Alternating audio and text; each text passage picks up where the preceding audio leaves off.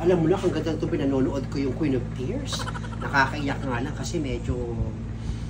Nainis ako minsan na, nainis ako sa bida. Pero maganda pa rin naman tapusin. Ay naku ma, hindi ako nanonood ng mga Korean novela. Nanonood ko Batang Quiapo. Hindi mo naman makaintindihan yun eh. Batang Quiapo, Batang Quiapo. Bobo ka kasi. Hindi mo maintindihan itong Korean novela, may English subtitle naman. Pinag-aaral ka kasi, bobo kayo. Ito yung gagamitin kong hikaw. Lagi sa akin, ha? Pero nawawala yung bracelet ko rito. Peter!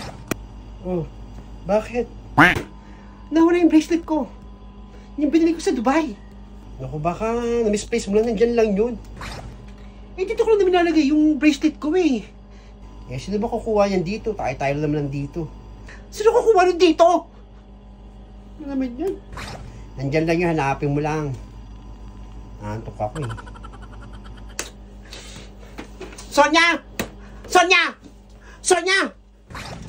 Sonia? Sonia! Oh, sino yun? Punta mo, ba't sumisigaw si Blandina? Oo nga. Sino yun? Ba't ka sumisigaw si Blandina? Senyora? Ano po yun? Oh, Blandina, ba't sumisigaw ka? Kasi nawawala yung pinakamamahal kong bracelet. Ha? Nandun yun sa jewelry box. Nawawala. Baka na-miss out mo lang, hanapin mo mabuti, nandun lang yun sa kwarto mo.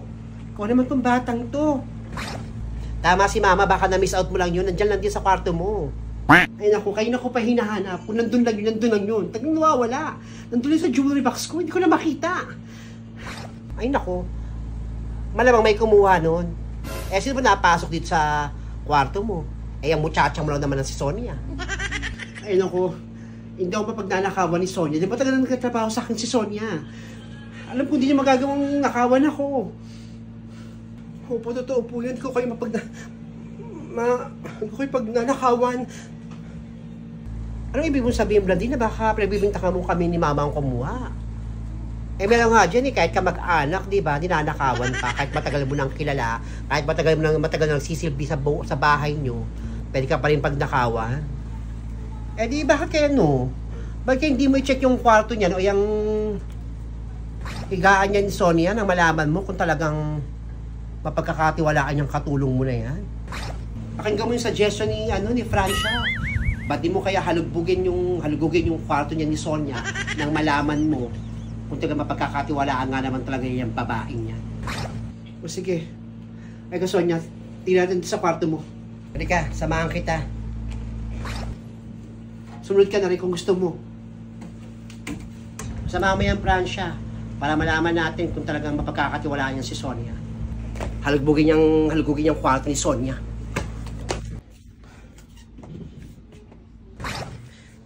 Nandito tayo Blandina sa kwarto ni Sonia. Halugugin mo na. Malay mo dito na natin matatagpuan yung nawawala mong pinakamamahal mong bracelet. Malamang nandito lang yan. Ito na po, senyora. Halugugin niyo na po itong kwarto ko. Wala ho akong tinatago. Mapagkakatiwalaan niyo po talaga ako. Hindi ko magagawang magpagnakawan kayo. Sana nga, Sonia. Nagkakamay lang ako sa hinala ko. Pati sinahinala nila mama. Mapapalayas ka na ditong babae ka. Nagil na ako sa'yo eh. Panay kita pag bumukha mo, nagbubuisit ako sa'yo, Sonia.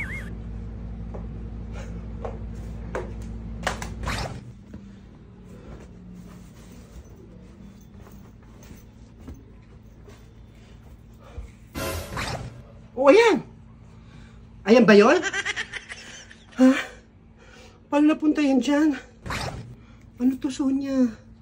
Senyora, hindi ko po kinuha yan. Hindi ko alam kung paano po napunta yan dyan. Senyora, halika, sa baba tayo mag-usap. Senyora. O, Sonia, akala ko ba hindi ka magnanakaw?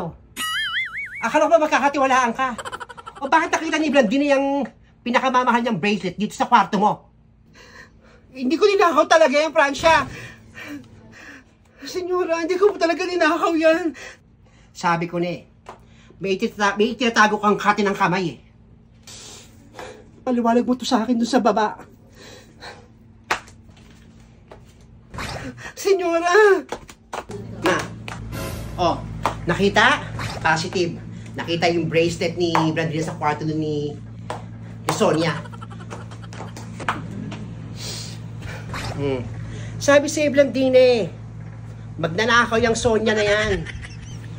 Sonia, anong ibig sabihin nito?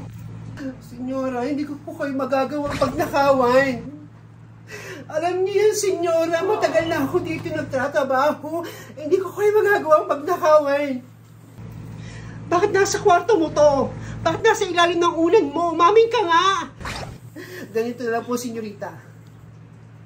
Senyora, i-check na lang po natin yung CCTV para malaman po natin kung sino gumawa nito sa akin. O sige, i-check natin sa CCTV para malaman natin kung sino gumawa nito. Kung nagsasabi ka pa talaga ng totoo na hindi ka ako kumuha. Ma, may CCTV pala doon. Hindi mo ba chinek? Hindi ko na-check. Ako nakita ko may CCTV. Hindi ko alam. Blandina, iba't kailangan pa rin i-check sa CCTV? Kitang-kita naman, dun sa kwarto niya, nakita natin yung pinakamamahal niyang bracelet. O nga naman, Blandina, kailangan pa rin ang CCTV. Kitang-kita naman talaga na sa kwarto mo nakita yung alahas mo niyang sa kwarto niya ni Sonia. Sila po, senyorita. Senyora Blandina, i-check na po natin yung CCTV para po malaman natin kung sino yung kumuha nito. Sige, pag nalaman ko, at nakita ko sa CCTV na ikaw kumuha nito, magbalot-balot ka na.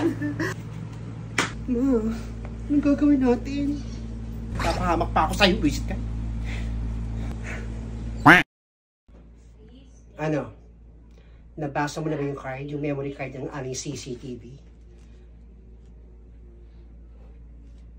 Nakita mo ko sino yung gumawa ng sinabi ko sa'yo kagabi? O sige, pakisend lang dito sa akin. Kamusta balae? Kapit tayo. Okay naman ako. Huwag mo ko intindihin. Okay, sige. Pero teka, bakit ano yun?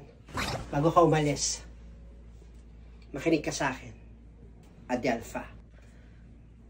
Malaman ko lang na meron kayong kinalaman sa pagkawala ng bracelet ng aking anak. May kalalagyan kayo sa akin. Huwag kang mag-alala. Wala kaming kinalaman doon sa bracelet na yun. Sige na. Peter! Gumising ka naman dyan. Pumunta tayo ng Walter Mart. Ayoko mag-drive mag-isa, Peter. Malaman tong taong to.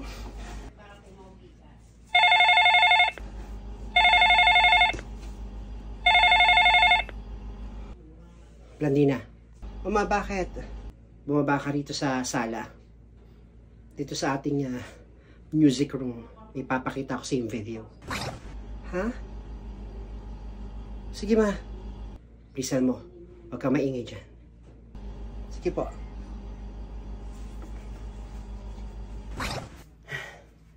Huwag lang sana yung nasa isip ko mangyari. Ha?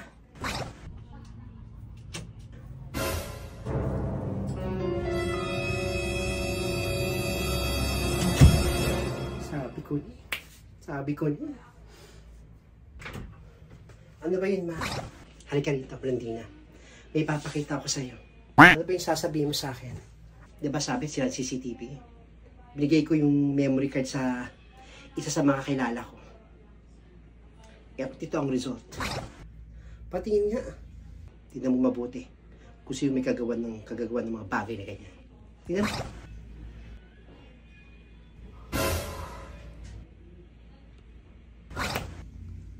Ano? Hindi magagawa ni Sonia na pagnakawan ka.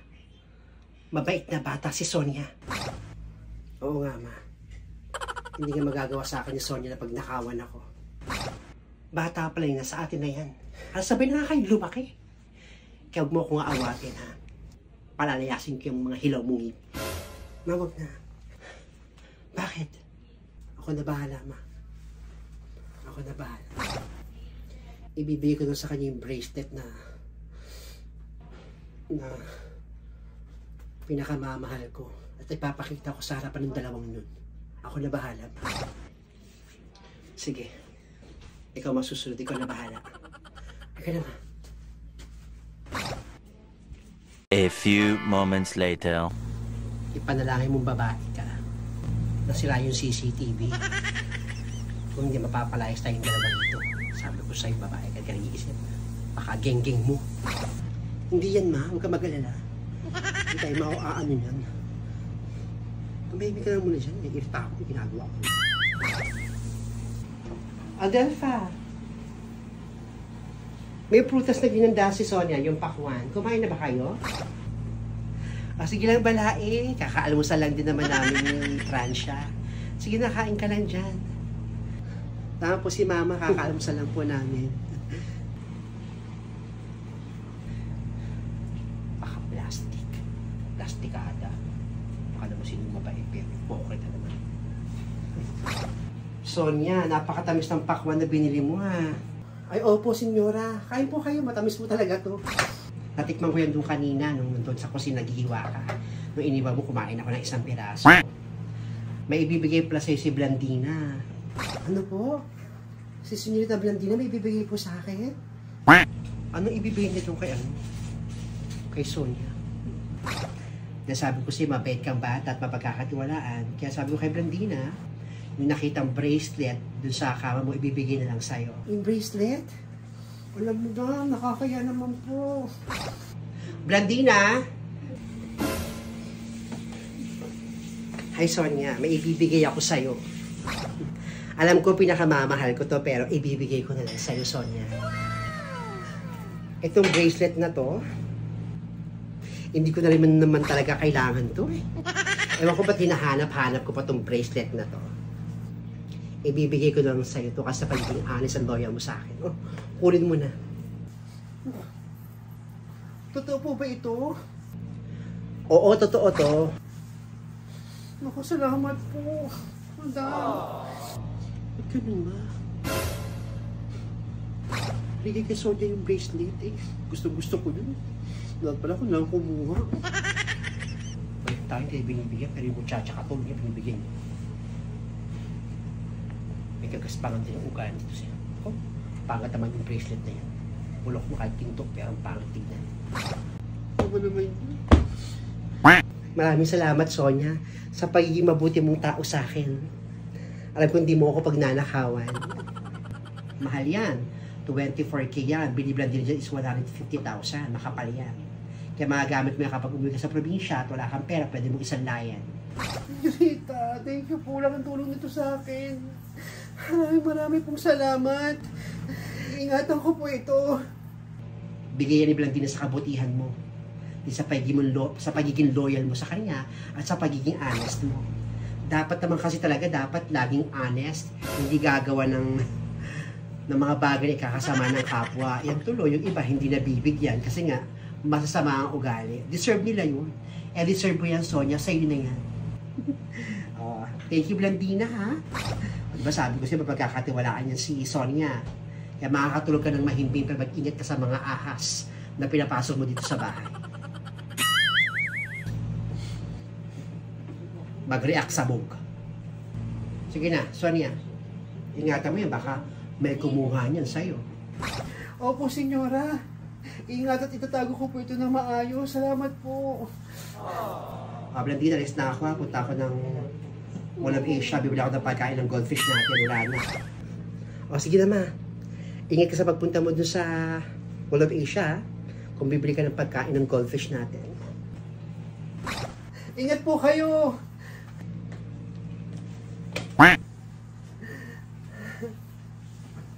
Ano? Oh. May bracelet ako, kayo wala. Mga itim kasi budhin ninyo. May bracelet ako, kayo wala. Nga kayo ngayon. Sama kasi ng ugali ninyo. Hindi magwawagi ang kasamaan ninyo sa akin dalawa. Engit kayo na. Pag wala ito dun sa mga damitan ko, kayo lang ang kubuha. Excuse me, no? Hindi kayo maingitera. Kaya ginto yan, mukha namang kadena. Bagay sa'yo yung suot mo kasi mukha kang aso. Tama si mama, bagay sa'yo yung kadena. Ilagay mo naman sa liig mo kasi mukha ka talagang aso. Di ba? Tama ka, ma.